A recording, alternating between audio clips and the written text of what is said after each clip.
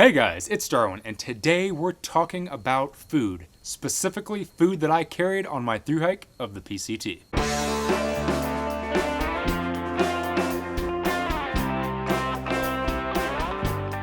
Alright, so before we get started talking about all the food that I carried and what I ate and how it worked out for me, let me say that just because we're talking about what I ate doesn't mean that's going to work out for everybody. There are a ton of different diets and people's dietary restrictions and allergies, so just because it works for me doesn't mean that it's going to work for you. So since I have been back off my thru-hike of the PCT, I've gotten a ton of questions on what type of bars that I ate during the day, what type of coffee that I was drinking, what type of food that I was eating at night, cold soaking or cooking, a bunch of different questions, people wanting to know what I ate over the last 4 months. So today I figured that we would kind of dive into my typical trail diet, some of the reasons why I ate the food that I ate, and if it's gonna work for you out there. Years ago on thru-hikes like the AT, I was basically just looking for calories. And I think I've said it a ton of times in my videos, just get calories. It's all about fuel out there. Anything that you can eat, any type of calorie you can get in your body, you're just creating fuel to give you more power to get up that next mountain and to make it to camp. However, over the last couple years, I've definitely tried to watch what I eat a little bit more. As I get older, I notice that some foods don't really agree with me, so jamming things down like Pop-Tarts and instant mashed potatoes every night doesn't always work for me anymore. On the PCT, I really tried to figure out some different foods that I could eat to where I was still getting enough nutrition, enough calories, but I wanted to stay efficient in what I was eating, keep it pretty lightweight and dense. Now you guys are probably aware, if you watch my videos, that within the last year and a half I've gone to a lot of cold soaking and going stoveless on the trail. On the PCT in specific, I cold soaked almost the entire trail.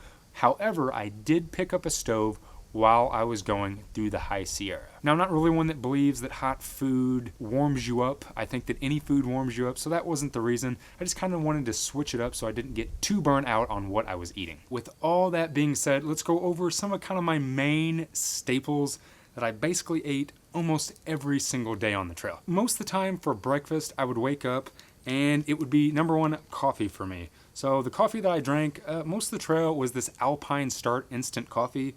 Really cool company. I used to use Starbucks Via a lot, and then I started using Alpine Start, and I like the taste better. And for most of the trail, I would just take my water bottle, I'd put it in here in the morning, and just drink cold coffee. Again, because I was cold soaking and not carrying a stove, for me, it's just efficiency. I didn't want to wake up in the morning, fire my stove up, wait for the water to boil, then wait for it to cool off. So most times I was just having cold coffee. There were a few times in the Sierra where I did have hot coffee just because it was a little chilly in the morning and it sounded like a treat, so I did try that. After that, basically I would have some sort of a bar, like a really dense, heavy-duty bar. Most times I was reaching for something like a Pro Bar. These things have almost 400 calories in them. They're pretty light. This thing comes out to 3 ounces. So I was having this, and then typically I would use something like a Jif cup or some sort of a peanut butter. There were times where I did carry a whole jar of peanut butter, but I do really like those Jif cups. And then later on down the trail, I found these things, which are called trail butter. It's basically just a higher quality peanut butter. Again, on this trail, I was really looking to get some good calorie dense and nutritional dense food. And what I like about the trail butter is it's made not just from regular old peanut butter, but a lot of it's made from almond butter, macadamia nut butter, sunflower butter, so a little bit better fats just for overall energy. So I really did like this stuff. And then once I got tired of eating the Pro Bars, I switched to these things, which became one of my staples for most of the trail. It's called a Bobo's bar. And essentially what it is it's oats. So it's kind of like eating a giant bowl of oatmeal, which is great trail food, but it's in a bar. It's nice and dense, it's compact, and there's almost 400 calories in this thing. So overall for breakfast, I was getting about 600 calories between my nut butter and, one of these dense breakfast bars. Now later on down the trail, I started eating what is affectionately known as second breakfast, where I would stop at about 10 a.m. and just kind of eat something else. I'd drink a little bit more coffee, I would have another big snack bar, sometimes I would carry 2 of those Bobo's bars, and that would be absolutely perfect for a second breakfast, just kind of a second boost after I burned off all those calories in the morning. And then for lunch, I was typically stopping at about 12:30, 1 o'clock, and I would, on the regular, eat something like one of these complete cookies. If you guys watched my videos, you've probably seen me eat a ton of these, and then another bar called a Green Belly. The Green Bellies were really, really good too. Again, super calorie dense. One of those Green Bellies had 600 calories for the pack, which was insane. And then I would eat something like some chips. A lot of times I carried Fritos or some sort of jalapeno Cheetos, which are insanely good. And from time to time, I would carry out of town something like an avocado, some hummus, some bread, just to change it up. But most times, again, I was eating some sort of pre-packaged bar like the complete cookie or the Green Belly. So for lunch, I was typically getting between 600 and 700 calories, trying to get as much protein and fat. And then every once in a while, I would do what is affectionately known as the coffee nap. So after I got done eating, while I was taking my break for lunch, I would drink something like one of these coffees that have creamer in them. So this is another one of those Alpine starts, but this is a coconut creamer latte. I would have that, and then as soon as I drink it, I would basically pass out for 20 or 30 minutes, which would just kind of give me a little bit more energy, and I would really just kind of run off the caffeine all the way to camp. So the coffee nap was really a good trick that I started utilizing. Now for dinner, if you guys watched my PCT series, you'll know that most nights I ate nothing but couscous. Couscous on the trail all the time.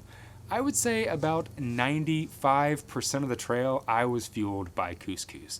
The reason I like couscous is because you can cook it, you can cold soak it, it's pretty light, and it's really calorie dense. So for about a cup of couscous, there's really close to 600 calories just for a cup. You can put it in your cold soaking jar, put a little bit of water in it, and it rehydrates really fast. And then on top of that, I was using tuna packets. Towards the end, I started carrying these chicken creation packets just to kind of change it up. But what I typically tried to reach for were the highest calorie tuna packets that I could find.